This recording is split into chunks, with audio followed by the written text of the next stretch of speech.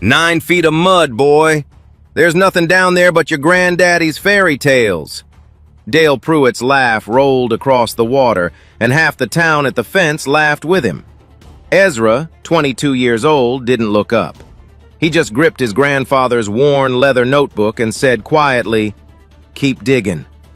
Then the bucket struck something. Metal rang against metal, deep, hollow, like a church bell buried alive. The laughter died. Somebody whispered, "Sweet Lord, what is that?"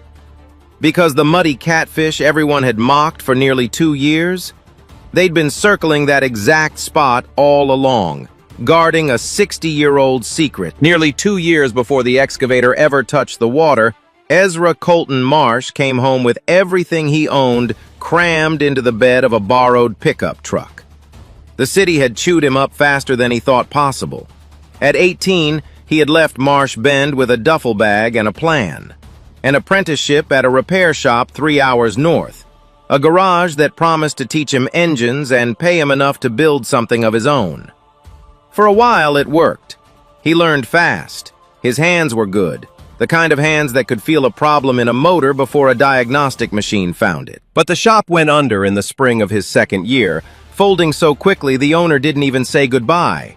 And the tools Ezra had bought on credit, the certification courses he had financed, the deposit on the little apartment above the laundromat, all of it curdled into debt. $7,000 of it riding on the shoulders of a 20-year-old who suddenly had no job, no shop, and no plan. Then his grandfather died. Otis Marsh went quietly, the way he had done most things, sitting in the porch chair that faced the pond, a cup of coffee gone cold beside him. The neighbors said it was peaceful.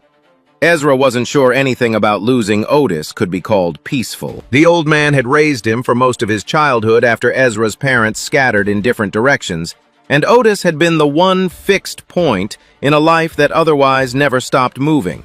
A tall, slow-talking man who smelled like pond water and pipe tobacco, who could sit for an hour watching the surface of the water and call it work. The will was simple.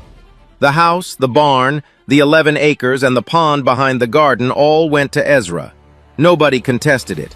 Nobody wanted it. The town made sure he understood that. Marsh Bend was the kind of place where opinion traveled faster than weather. It had one feed store, one diner, 2 churches, and a long memory. When Ezra rolled back into town in that borrowed pickup, folks at the diner watched him pass the way people watch a storm cloud. Not with malice, exactly, but with the settled certainty that nothing good was coming. They remembered him as Otis Marsh's grandson, the quiet boy who used to trail the old man around the pond with a bucket.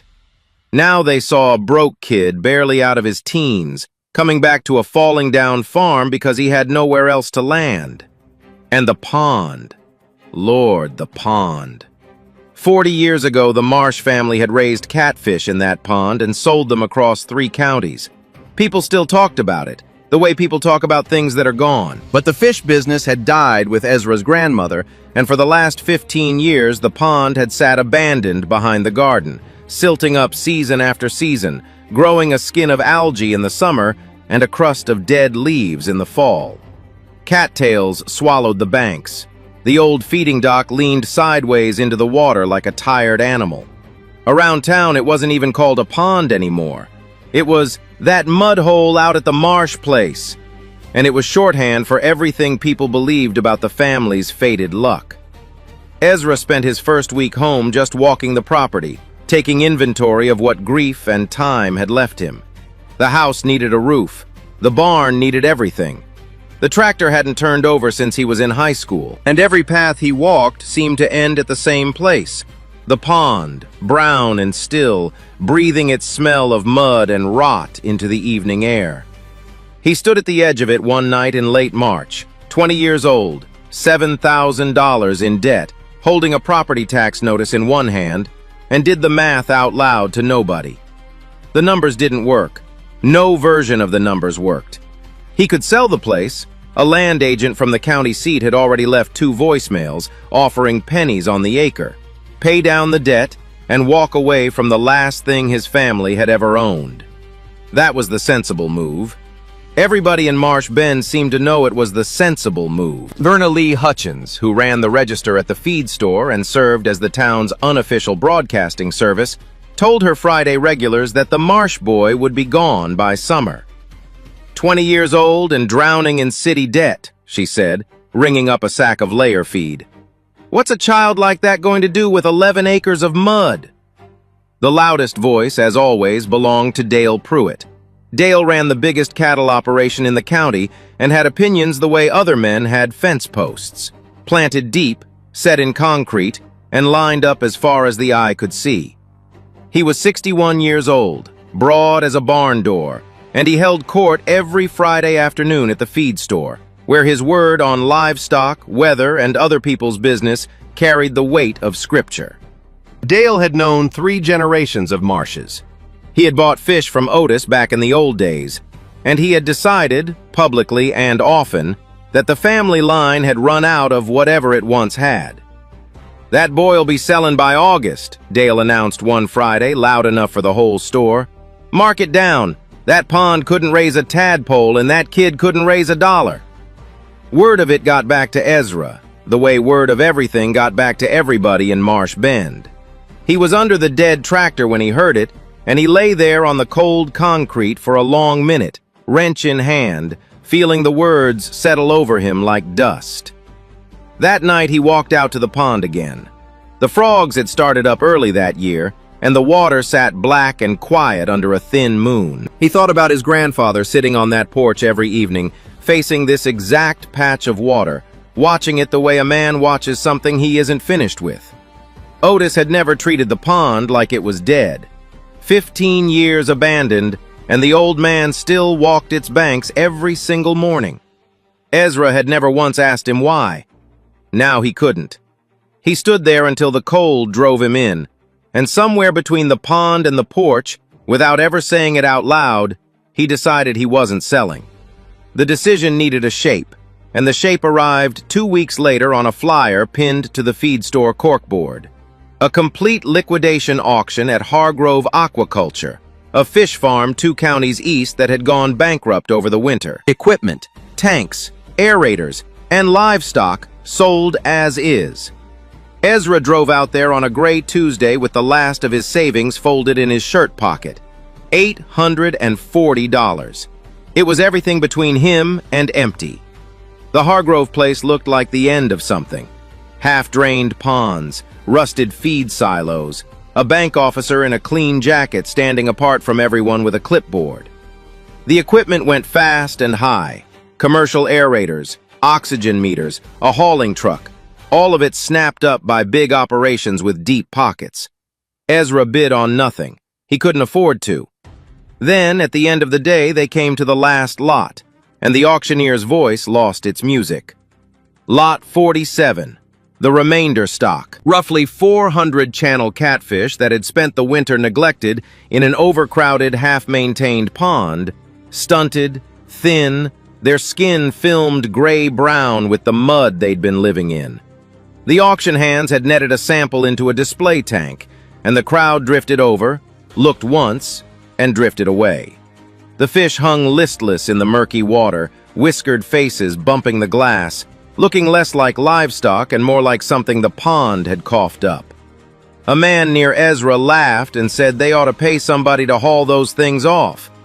The auctioneer opened the bidding at $300 and got silence. He dropped to $200, then $150. The bank officer checked his watch. Ezra stepped closer to the tank. Up close, past the mud film and the ragged fins, he saw what nobody else was bothering to look for.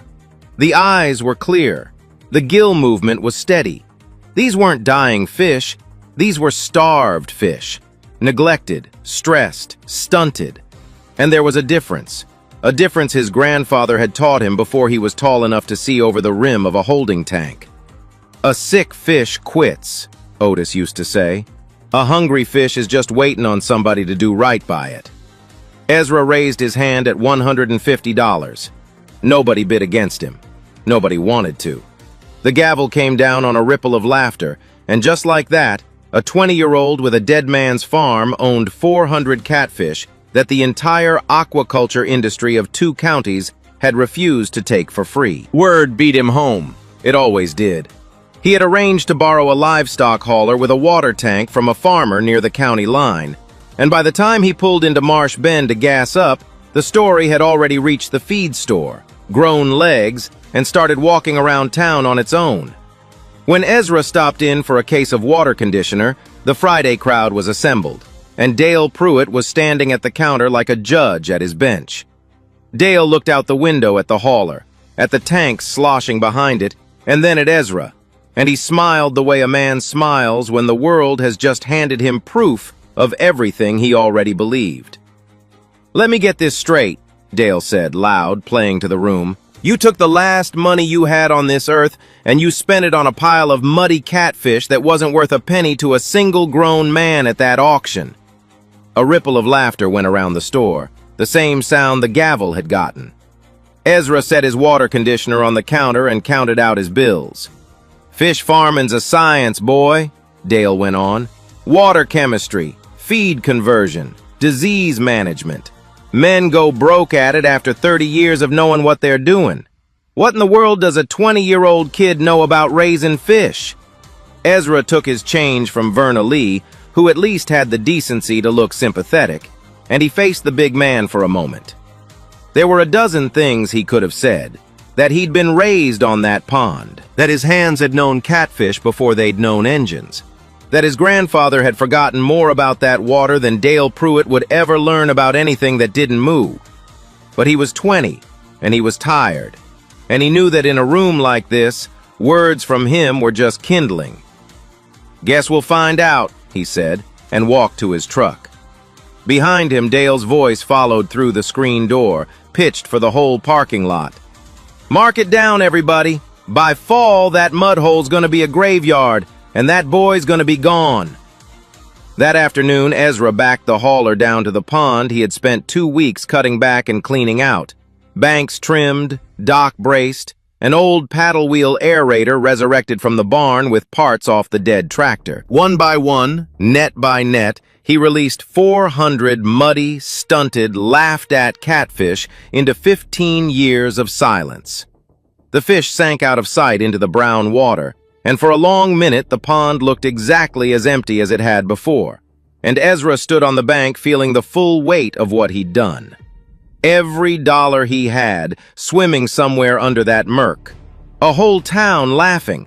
Dale Pruitt's voice in his ear like a bad radio station he couldn't turn off. Then, near the eastern corner of the pond, a single whiskered face broke the surface. Just for a second, mud-slick and ugly and alive, and slipped back under. "All right," Ezra said quietly, to the fish, to the pond, to the old man who wasn't on the porch anymore. "All right then, we start tomorrow." The house came next because he couldn't keep living out of boxes. Otis had never been a hoarder, but he had been a keeper. A man who held on to anything that had once proven useful, on the theory that useful things circled back. Through April, in the hours when he wasn't hauling feed to the pond or nursing the aerator through its coughing fits, Ezra worked his way through the old man's rooms. 60 years of a life came out of closets and drawers, church programs, seed catalogs, a cigar box of arrowheads, his grandmother's recipe cards still smelling faintly of flour. He found the notebook on a Sunday evening in the bottom drawer of the roll-top desk, underneath a folded quilt that had never been used. It was a small leather book, the cover gone soft and dark as saddle skin, the spine cracked from a lifetime of opening. The pages were dense with Otis's handwriting, not the shaky script of his last years, but a young man's hand, careful and small. The letters of somebody who'd been taught that paper cost money. The earliest dates in it reached back 60 years, to when Otis Marsh had been not much older than Ezra was now. Most of it was farm ledger, feed prices, fish weights, rainfall, recorded in a code of ticks and fractions. Ezra sat at the desk with a cold supper forgotten beside him and read his grandfather's whole working life in columns of pencil. The good years when the catfish money bought a new truck. The lean years when the entries thinned down to almost nothing. And then, deep in the lean years, the ledger changed. It was a 2-page spread, different from everything around it. On the left side, Otis had drawn the pond. Not a doodle, a real drawing, measured and scaled, the banks and the dock and the old willow rendered in careful pencil. Distances were marked off in paces from 3 fixed points: the willow, the northeast fence post, the big flat stone on the east bank that Ezra had skipped rocks from as a boy. All 3 measurement lines crossed at a single spot near the pond's eastern corner, where Otis had pressed the pencil down hard and drawn a small, deliberate X. On the right-hand page, in that same young, careful hand, his grandfather had written one sentence, underlined twice: "Don't dig until you truly need to." That was all. No explanation, no date beyond the season. Just an entry weeks earlier on the ledger side, noting in passing that the bank in town had gone under and taken half the county with it, written as calmly as a rainfall report. Ezra read the sentence a dozen times. He carried the notebook out to the porch and sat in his grandfather's chair, facing the black shape of the pond, and read it again by flashlight as if the words might rearrange themselves into sense. Don't dig until you truly need to. Part of him, the part that had lived 2 years in the city, the part that had learned the hard way that hope was a bill that always came due, knew exactly what this was. An old man's mystery. Every family in the county had one. The gold in the well, the deed in the wall, the treasure that was always one story away from real. That was the part of him that heard Dale Pruitt's laugh and knew what the feed store would do with a tale like this. The Marsh boy blew his last dime on trash fish, and now he thinks there's treasure in the mud. He could write the jokes himself. But another part of him kept snagging on the details, the measurements, the 3 fixed reference points, chosen because they were things that wouldn't move in a lifetime. That wasn't a story. That was engineering. That was a young man in a ruined economy making absolutely sure that something could be found again, by him or by whoever came after him, in some year when it truly mattered. And there was this, too, the thing Ezra couldn't put down. For 15 years, with the fish gone and the business dead and no earthly reason to bother, Otis Marsh had walked the banks of that pond every single morning of his life, not remembering it, checking on it. Ezra sat on the dark porch a long time, the notebook open on his knee. He was 20 years old and $7,000 in debt, with 400 recovering catfish and a town full of people waiting for him to fail, and his grandfather had left him a map with no destination and an instruction with no explanation. Believe it, and he was a fool chasing a fairy tale. Ignore it, and he might be turning his back on the last thing Otis had ever tried to tell him. He didn't decide that night. Not really. What he did was smaller, and it was this. He took a pencil from the desk drawer, and on the inside cover of the notebook he wrote the date, and beneath it, 4 words of his own. Not yet. Fish first. Then he put the notebook in the drawer of his nightstand, where he would see it every morning, and went to bed with the window open so he could hear the water. The dying started in the 2nd week. Ezra found the first ones on a cold morning in late April. 3 catfish floating belly up near the leaning dock, pale in the brown water. He netted them out and told himself 3 was nothing. 3 out of 400 was a rounding error, the cost of moving stressed fish into new water. Any farmer would say so. The next morning there were 7. By the end of that week he had pulled 26 dead fish out of the pond, and he stopped telling himself anything. Something was wrong with the water, and he knew it, because his grandfather's voice was in his head saying what it had always said. You don't raise fish, boy. You raise water. The fish just live in what you raise. 15 years of neglect had turned the pond into a slow trap. Every autumn's leaves had sunk and rotted on the bottom, building a black mattress of muck that ate oxygen day and night. The single aerator Ezra had rebuilt from tractor parts churned its little patch of surface, but it was one paddle wheel against a decade and a half of decay. On warm, still nights, the oxygen in that water dropped like a stone, and in the mornings the weakest fish were floating. He did the only thing he could do, which was everything. He drove to the library in the county seat and photocopied every page on pond management he could find. He called the state extension office so many times, the aquaculture agent learned his voice. He dragged the pond's shallow end with a borrowed rake harrow, hauling out sled loads of black leaf rot that smelled like the inside of a drain.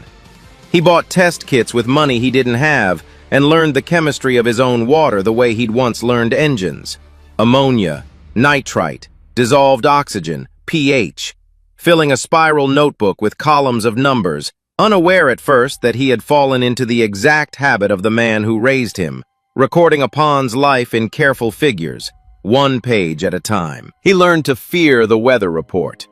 A string of overcast, windless days meant the algae wouldn't make oxygen, and that meant getting up at 3 in the morning to run the aerator flat out and stand on the dark bank with a flashlight, watching for fish hanging at the surface, gulping air. Some nights he never went back to bed at all. He was 20 years old and he had the sleep schedule of a new parent, worse pay, and a patient that could die in 400 places at once. And every Friday in town, they laughed. The feed store had gotten hold of the numbers. Of course it had. The man who rendered dead livestock talked, and the extension agent's secretary talked. And in Marsh Bend, everything eventually flowed downhill to Verna Lee's register. The dead fish count became a running feature of Friday afternoons, tracked like a ball game score. Dale Pruitt would settle in by the counter with his coffee and ask the room loud whether anybody had today's total from the fish funeral out at the Marsh place. 40 head now, I hear, Dale announced one Friday in May, shaking his head with theatrical sorrow. 40! You know what that boy paid for the privilege of burying them? $150. Cheapest tuition in the county, and he still ain't learning the lesson. The men along the counter chuckled into their coffee. Verna Lee rang up feed and said nothing, but even her silence had started to sound like pity, and pity traveled through Marsh Bend just as fast as scorn. Ezra heard the reports secondhand and stopped going in on Fridays. He timed his feed runs for Tuesday mornings when the store was empty, paid cash, and got out. But a town that small doesn't have a back door. In June, standing in line at the bank in the county seat to beg another month's grace on his consolidated note, $7,000 of city debt the loan officer had restructured into farm boy-sized payments, he heard two strangers behind him trading the story of some kid over in Marsh Bend who'd spent his last cent on a mud hole full of dying trash fish. They didn't know his face. He kept his eyes forward and listened to himself become a parable. That was the summer Ezra learned what the laughter was actually for. It wasn't cruelty, or not only. It was insurance. Every man at that feed store had a failure buried somewhere in his own past. A crop that drowned, a herd that sickened, a note that got called. Laughing at the Marsh boy was how they reassured each other that failure was a thing that happened to fools, to outsiders, to somebody else. Dale Pruitt needed Ezra to fail the way a preacher needs a devil. It kept the story simple. Understanding it didn't make it lighter. There were nights that summer when Ezra sat on the dock with the flashlight off, dead tired, the debt doing its slow arithmetic in his head, and thought about the land agent's number still saved in his phone. One call. That was all it would take. One call and the whole weight would lift, and Dale Pruitt would be right, and everyone could go back to their coffee. What kept him was never one big thing. It was small things, stacked. It was the morning in late June when the daily count of dead fish finally hit 0 and stayed there. It was the water tests inching toward clean as the muck came out, and the second aerator, welded together from a salvaged fan motor and half a culvert pipe, started turning. It was the evening he tossed feed pellets off the dock and the surface of the pond suddenly boiled, 400 whiskered mouths hitting the water at once, mud-brown bodies rolling and flashing, and he realized they'd been waiting on him, gathered in the shallows like a congregation. A hungry fish is just waiting on somebody to do right by it. They had stopped dying. Now slowly they were doing something the feed store would never have believed. They were growing. And it was on one of those quiet feeding evenings deep in the summer that Ezra first noticed something odd. A thing he dismissed at the time as nothing, a trick of habit or current. The fish didn't spread out across the pond the way the book said they should. They kept drifting east. The man who changed the arithmetic of Ezra's life showed up unannounced on a September morning, driving a flatbed with a fuel tank in the back and a hand-lettered sign on the door that said, Tillman Fish Farm, a standard date 1981. Ray Tillman was somewhere north of 70, built like a fence rail, with a gray beard and forearms cross-hatched from a lifetime of fin spines. He had run catfish ponds 3 counties over for 4 decades, and he had known Otis Marsh back when both of them were young men hauling fish to the same markets. He'd heard the story that was going around. Everybody had heard the story. But Ray Tillman was the first person to drive out and look at the pond instead of laughing at it. He stood on the bank for a long while without a word, watching the water, reading it the way old farmers read sky. Then he asked Ezra to toss some feed. The surface erupted the way it always did now, and Ray crouched at the edge, watching bodies roll, and Ezra saw the man's eyebrows climb. "Son," Ray said finally, "who told you how to fix this water?" "Extension office, library, mostly my grandfather, I guess, from a long time ago." Ray stood up, knees cracking, and looked at him with a directness nobody in the county had aimed at Ezra in 6 months. "I bought Otis Marsh's fish for 20 years. Best tasting catfish in 3 counties, and it wasn't luck. It was the water. Clean bottom, hard current, honest feed." He nodded at the pond. "I heard you had a mud hole full of dying auction trash out here. What you've got is the beginning of your granddaddy's pond. Those fish have put on a season's growth in half a season. Whoever's laughing at you hasn't come and looked." He bought 60 fish that day, the biggest of the recovered stock, paid in cash at a fair market rate, loaded live into his tank truck for a restaurant account he ran up north. It wasn't a fortune. After the feed bill, it barely dented the debt. But Ezra stood in the yard holding the first money the pond had produced in 15 years, and it felt less like income and more like a verdict, an appeal ruled on by the only court that mattered. Ray came back twice more before the cold set in, buying fish, trading knowledge for coffee. He showed Ezra how to grade stock by hand, how to read fin condition, how to smell a pond's trouble before a test kit found it. He never once asked why a 20-year-old was doing this alone, and Ezra never had to explain. Some men understood a pond was a thing you could owe. It was Ray, in a roundabout way, who made Ezra finally look hard at the eastern corner. They were grading fish on a cool October afternoon, working a seine net across the pond, when Ray straightened up and frowned at the water. "Your fish herd funny," he said. 40 years I never seen catfish bunch up in one corner like that with clean water everywhere else. What's over there? Spring seep? Old feed dock?" Ezra followed his eyes to the northeast bank, the willow, the flat stone, that eastern stretch of water where all summer long the fish had gathered no matter where he threw the feed. "Nothing," Ezra said slowly. "There's nothing over there."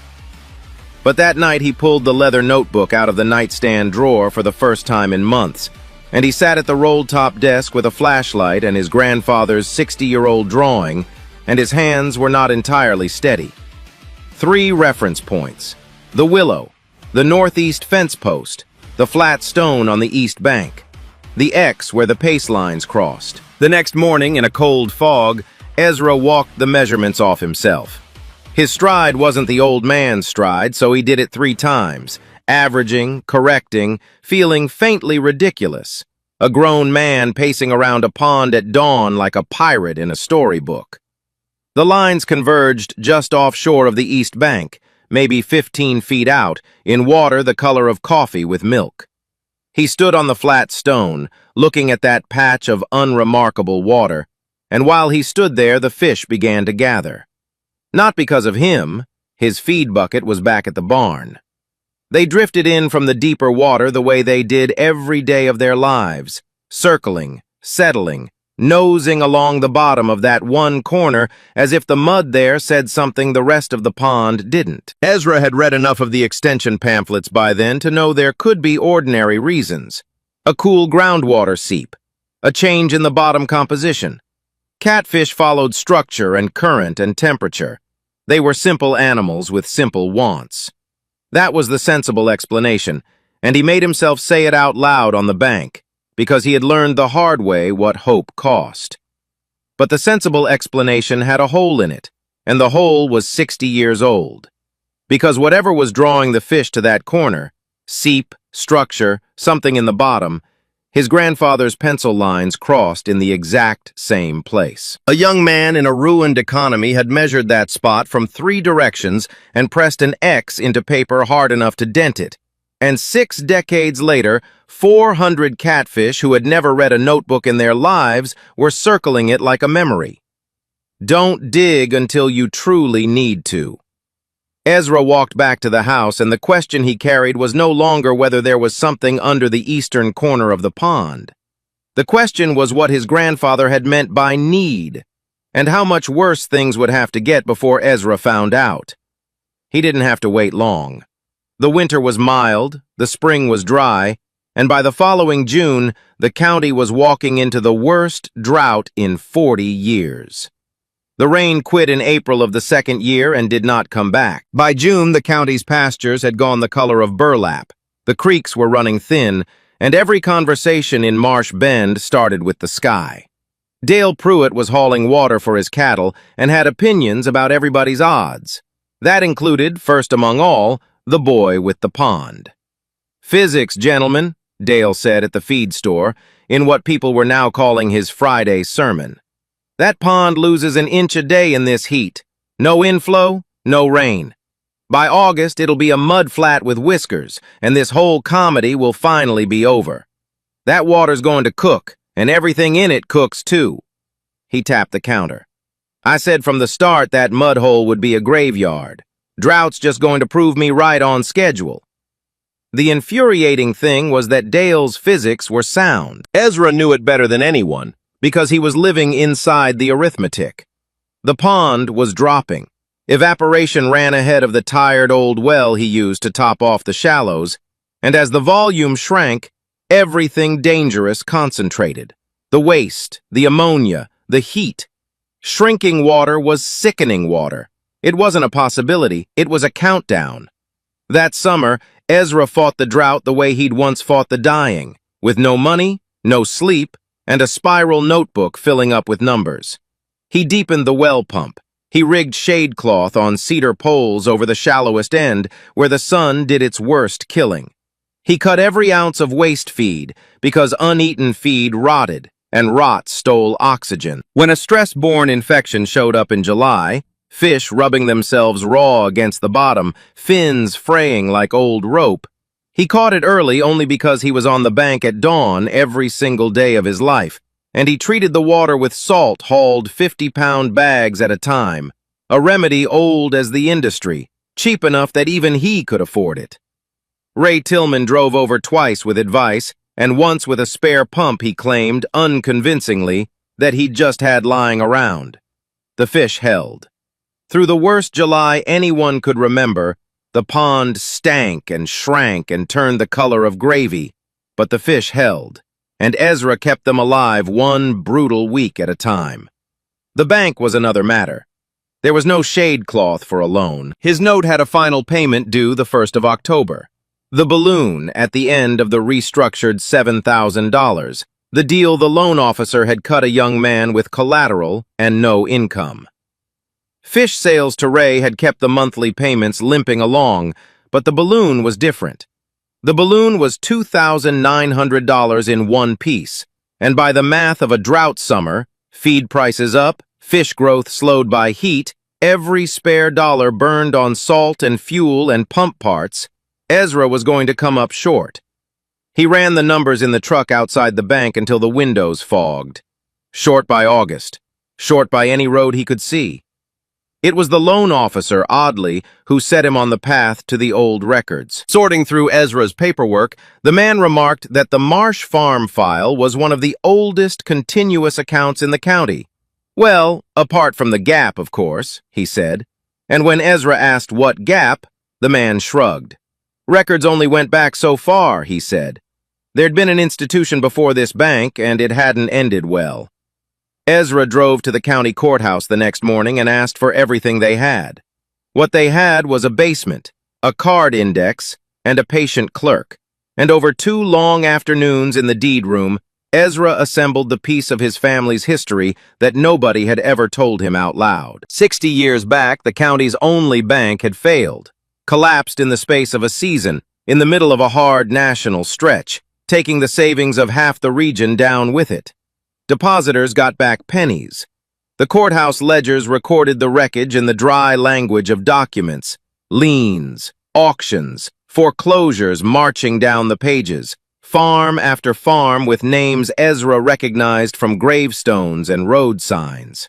And there, in the middle of the wreckage, was his own name, or the name that came before his, Otis Marsh. A savings account at the failed bank, recorded in the receivership filings, paid out at a fraction on the dollar. His grandfather, then a young man with a young family, had lost nearly everything he'd saved. But it was the land records that stopped Ezra's breath. Because in the years after the collapse, the exact years when ruined farmers all around him were selling out and moving on, Otis Marsh had somehow held on. More than held on. The deed index showed the Marsh farm intact through the whole disaster. Taxes paid in full, in cash, every single year, while the county around him drowned. A man who had lost his savings in the bank failure should have been broke. The record said he never was. Ezra sat in the courthouse basement with 60-year-old ledgers open around him and felt the pieces slide together with an almost physical click. The bank fails, the savings vanish, on paper. And within months, a young Otis Marsh is drawing a measured map of his own pond, marking an X in careful pencil and writing a single sentence underneath it. A man who had just watched an institution eat his neighbor's life savings, deciding he would never again keep what mattered where other men could lose it. Don't dig until you truly need to. It had never been a riddle, it was instructions. It was a father talking to a future he couldn't see, telling whoever held that notebook, there will come a year when the water is low and the money is short and everything is against you. And when that year comes, this is where I put it. Ezra drove home in the August dusk, past Dale Pruitt's trucks hauling water, past the feed store where his failure was still the standing Friday entertainment. He parked at the pond and walked out to the flat stone on the east bank. The drought had dropped the water line 3 feet, and in the low brown shallows of the eastern corner, the catfish were gathered the way they had gathered every day for over a year, patient as sentries over the spot. $2,900 due the 1st of October, until you truly need to. All right, Grandpa, Ezra said quietly. I need to.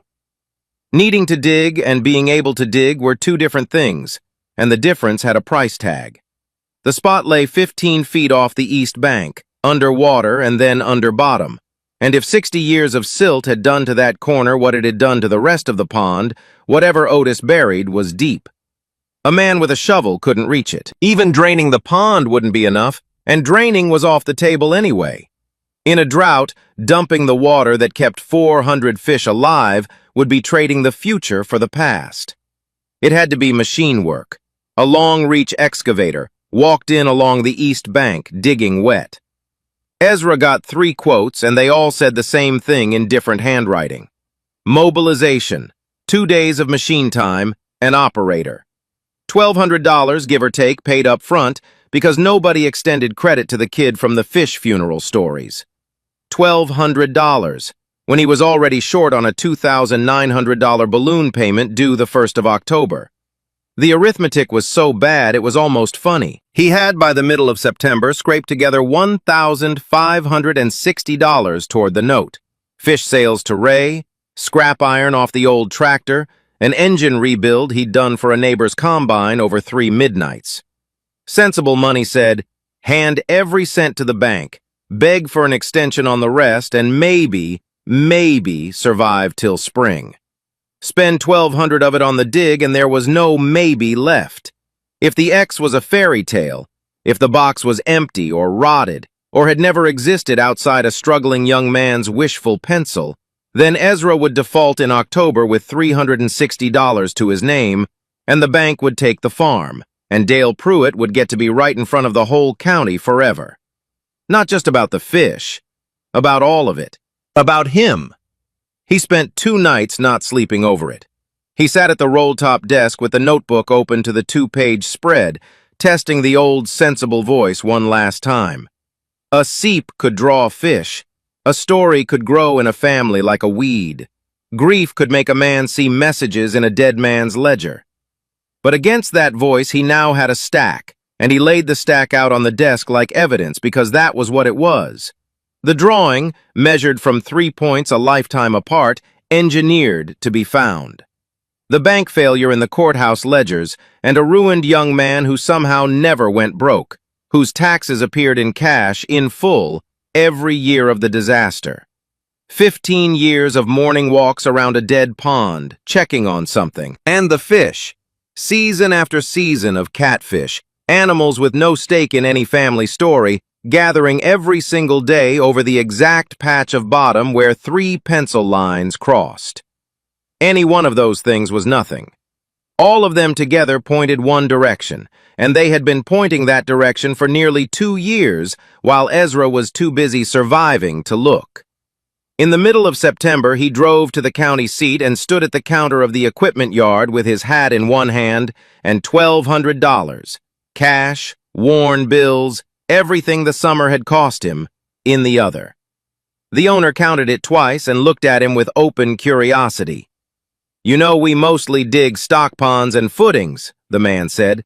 "Work order's got a blank for job description. What am I writing down?" "Cleaning out the deep end," Ezra said. "East corner. I'll mark the spot." The machine was scheduled for the following Monday, the last full week of September. That gave the town of Marsh Bend an entire weekend to do what it did best. And by Friday afternoon, the feed store had the story from the equipment yard, improved it, and served it with the coffee.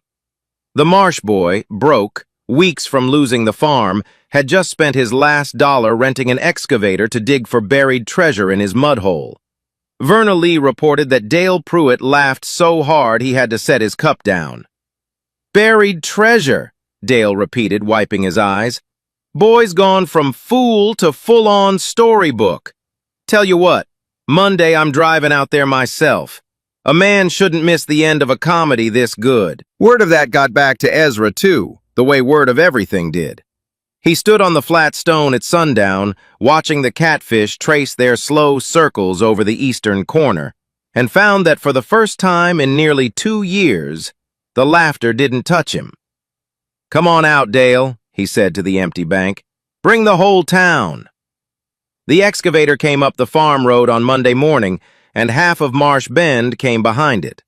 They arrived in 2s and 3s, the way a crowd forms in a small town. Trucks nosed along the fence line, tailgates dropped, thermoses out. Verna Lee closed the feed store register early.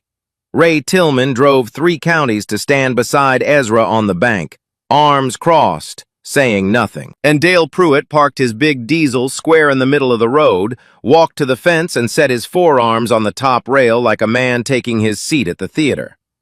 "Morning, treasure hunter," Dale called across the water. "Hope you kept your receipt on that machine." The operator was a wiry, unhurried man named Curtis Boone, who had dug stock ponds for 30 years, and had clearly decided that whatever this job actually was, it wasn't his business. He walked the machine down the east bank on its tracks, set the outriggers where Ezra had staked the mark, measured out one final time at dawn, from the willow, from the fence post, from the flat stone, and swung the long boom out over the shrunken brown water. The first bucket came up at 8 in the morning. It held mud, so did the second, so did the 40th. All that first day, the machine groaned and swung, and black-bottom muck came up dripping and stinking, 60 years of rotted leaves and silt piling into a glistening mound on the bank. The catfish, driven off their corner by the commotion, hung in a wary crowd at the far end of the pond. The human crowd at the fence thinned by noon, came back after supper, thinned again. Every bucket was a small verdict, and every verdict said, nothing, nothing, Nothing. Dale Pruitt stayed nearly the whole day, and by evening his commentary had found its rhythm. 9 hours of diesel, he announced to the fence line, and the boy has struck a rich vein of mud. Somebody wire the newspapers. Ezra stood on the flat stone until dark and did not answer. But that night, alone at the roll-top desk with the notebook, the old sensible voice came back with its knives out. He had 1 day of machine time left and $360 to his name. The hole in the pond bottom was already 6 feet below the original bed, deeper than any man buries anything with a shovel in a rowboat. What if the paces were wrong? Otis had been a young man when he stepped them off. 60 years of a growing willow, a replaced fence post, a shifting bank. What if the X had been right and Ezra's feet had been wrong, and the machine was digging a perfect hole 3 yards from a fortune? He went back to the drawing at midnight, and that was when he saw it. The thing he had walked past 100 times. On the ledger page facing the map in the margin beside a rainfall record, Otis had written a tiny notation in his measuring code. The ticks and fractions Ezra had learned to read that first spring. A depth, not of rain. 9 feet, and the entry was dated the same season as the map. 9 feet. His grandfather hadn't dropped something into a pond. He had dug, dry ground or drained corner 60 years ago, and he had dug deep, deeper than floods, deeper than dredging, deeper than accident. Deep enough that only somebody who truly needed to would ever go get it. Tuesday morning the crowd was bigger, because failure draws better than hope. Curtis Boone looked at Ezra over his coffee and said the hole was getting to the edge of what was smart to dig in wet ground, and Ezra told him 9 feet dead center on the stake, and Curtis shrugged the shrug of a man being paid either way. The machine bit down. 7 feet. The bucket brought up gray clay now, older than the pond's neglect, older than Ezra. 8 feet, and even Dale Pruitt had gone quiet at the rail, because there is a depth at which mockery starts to feel like it's tempting something. The whole fence line stood still in the September heat, and Ezra held the notebook against his chest with both hands, and nobody in Marsh Bend was laughing anymore. 9 feet down, the bucket stopped like it had hit the county bedrock. Except bedrock doesn't ring. The sound came up out of the hole and across the water. Metal striking metal, a deep, hollow clang like a church bell buried alive. And 400 catfish at the far end of the pond flinched as one, and so did every soul along the fence. Curtis Boone was suddenly the most careful man in the county. He feathered the machine like he was lifting an egg, scraping clay away in thin passes, and slowly the thing in the ground showed its shoulders. A squared shape, man-made, wrapped in the rags of what had once been heavy tar paper. It took 40 minutes to work it loose, and when the bucket finally raised it dripping into the daylight, the fence line let out a sound that was half gasp and half moan. It was a steel trunk, a big footlocker of a thing, rust scabbing every surface, its seams sealed under 60-year-old streaks of roofing tar. The work of a young man who had waterproofed it the way farmers waterproof, with what the barn had on hand and no intention of doing it twice. Curtis set it on the bank, gentle as a sleeping child, and the crowd came over the fence. Nobody even pretended not to. Dale Pruitt came with them, and for once in his life he came quietly. The hasp was rust-welded shut. Ezra knelt in the mud with a pry bar from the truck, and his hands were shaking so badly that Ray Tillman crouched down and steadied the trunk without a word. The lid gave all at once with a shriek of old metal. Inside, the tar and steel had done their work. The trunk was dry. On top lay layers of oilcloth, folded with the same care as the pencil lines in the notebook, and Ezra peeled them back one at a time in front of 100 held breaths. Beneath the cloth, packed in tight rows, were cylindrical rolls wrapped in waxed paper, dozens of them. And when Ezra's thumb split the first roll open, silver dollars slid into his palm, heavy and cold and bright as the day they were struck. Roll after roll, silver, and among the silver, smaller rolls that came apart into gold pieces that lit up in the September sun like something alive. 60 years in the ground, and the metal hadn't aged a single day. Somebody at the front of the crowd said, "Sweet Lord," in a church whisper, and nobody laughed at that either. Below the coin rolls, wrapped separately in flannel, lay the family Ezra had never met. His great-grandmother's jewelry, a strand of pearls, rings, a cameo brooch, and in its own small tin, a gold pocket watch. And when Ezra turned it over, the back was engraved in worn script with a single word: Marsh. He held it a long moment before he could make his hands move on. At the very bottom, in a flat, waxed envelope, were papers. Ezra unfolded them with muddy fingers while Ray held the corners against the breeze. And the top page was a deed, executed 60 years ago, recording the purchase of 40 acres of land adjoining the Marsh farm to the north and east. Notarized in careful ink, signed, sealed, and never recorded at any courthouse, which was why no ledger in the county basement had ever breathed a word of it.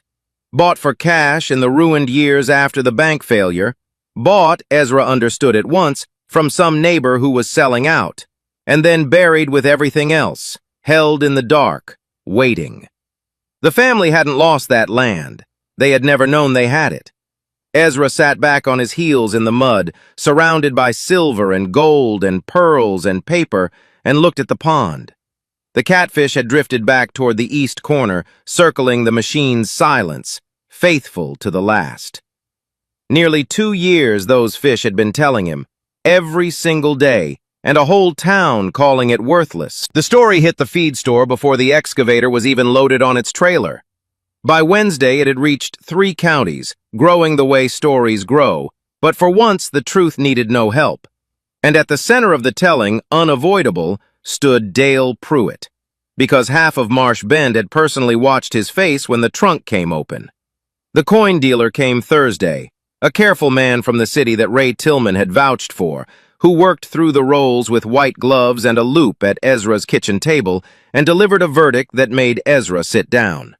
The silver and gold were worth many times their face value, some of the pieces rare enough to have collectors calling within the week. He wrote a first check on the spot for a portion of the rolls, and it was more money than Ezra had ever seen with his name on it. So on the last day of September, 1 day ahead of the deadline that had been strangling him all summer, Ezra walked into the bank and paid the balloon in full. $2,900, the final piece of the $7,000 that had ridden his back since he was 18, and walked out the front door owing no man anything. He kept the pearls, the cameo, and the rings in the family. Those weren't assets. Those were people. To his credit and to everyone's astonishment, Dale Pruitt didn't slink. That Friday, in his usual spot at the feed store, with the usual crowd assembled and Verna Lee at the register, he set down his coffee and addressed the room the way he had addressed it for 2 years. "I've been coming in here every Friday calling that boy a fool," Dale said. "Loudest voice in the county, and the wrongest. You all heard me say it, so you can all hear me eat it." But it was what happened 3 days later that Marsh Bend would still be retelling decades on. Dale Pruitt's diesel came up the Marsh Farm Road alone, and the big man got out and walked to where Ezra was patching the east bank, and stood there with his hat actually in his hands. He looked at the pond, at the fish rising in the clean afternoon light, and then at the 22-year-old in front of him, and he said 3 words: "I was wrong." Ezra looked at him a moment, then put out his hand. "Fish fries next month," he said. "You're invited." The 40 acres took the courthouse most of the autumn to sort out, an unrecorded 60-year-old deed being the kind of thing that makes county clerks reach for their glasses. But the paper was sound, the signatures held, and by spring the Marsh farm was 11 acres no longer. It was 51, and Ezra spent the wet season doing what his grandfather had done before him, digging ponds. 2 new ones on the north parcel, engineered from the first shovelful, aerated and graded and clean. Ray Tillman drove over to consult so often that folks started calling the North Ponds Tillman's office. The original pond he rebuilt with the reverence a man gives a church. Dredged clean at last, banks regraded, the leaning dock replaced with cedar.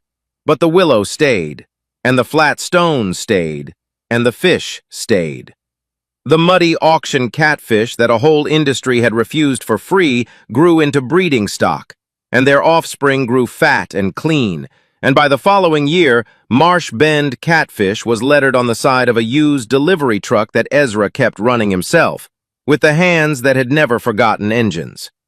Restaurants that had bought from Otis Marsh 40 years ago called to buy from his grandson. The story sold the first order. The fish sold every order after that. The feed store still convened on Fridays, and Dale Pruitt still held court, but the sermon had changed.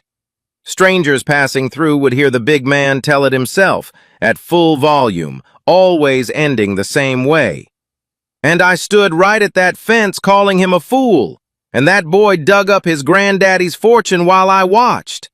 You want to know what a 20-year-old kid knows? More than me, turns out. On an evening the following October, Ezra walked out to the pond at sundown, the way he did every day, the way his grandfather had every day for 15 years. The water lay gold and still. He stood on the flat stone and tossed a handful of feed, and the surface came alive. Hundreds of whiskered mouths, mud-brown bodies rolling, the descendants of the worthless fish still gathering, out of pure habit now, toward the eastern corner. He took the pocket watch from his pocket and turned it over in the low light. Marsh. A young man had buried it 9 feet deep in the worst year of his life, betting on some future soul he would never meet. All Ezra had done was come home broke, buy what nobody wanted, and pay attention. They had laughed at his muddy catfish. The catfish had led him to everything. Fish first, Ezra said quietly to the water, to the willow, to the old man on the porch of his memory. You were right, Grandpa. Fish first. The pond rippled once in the last of the light and was still. And that's the story of Ezra Marsh, a young man who trusted a patch of muddy water when nobody else would. It makes you wonder, doesn't it, how many treasures are sitting quietly in our own lives, disguised as the things everyone tells us are worthless. Maybe it's an old piece of land, a skill nobody values, or just a grandparent's advice you haven't fully understood yet. If someone in your life ever believed in something the whole world laughed at, or if you've ever been the one they laughed at, we'd love to hear about it. Share your story in the comments below. Honestly, reading them is the best part of making these videos. And if this story stayed with you the way it stayed with us, take a second to subscribe and turn on notifications so you won't miss the next one. Thanks for spending this time with us, and remember, pay attention to the quiet things. Sometimes they're pointing at exactly what you need.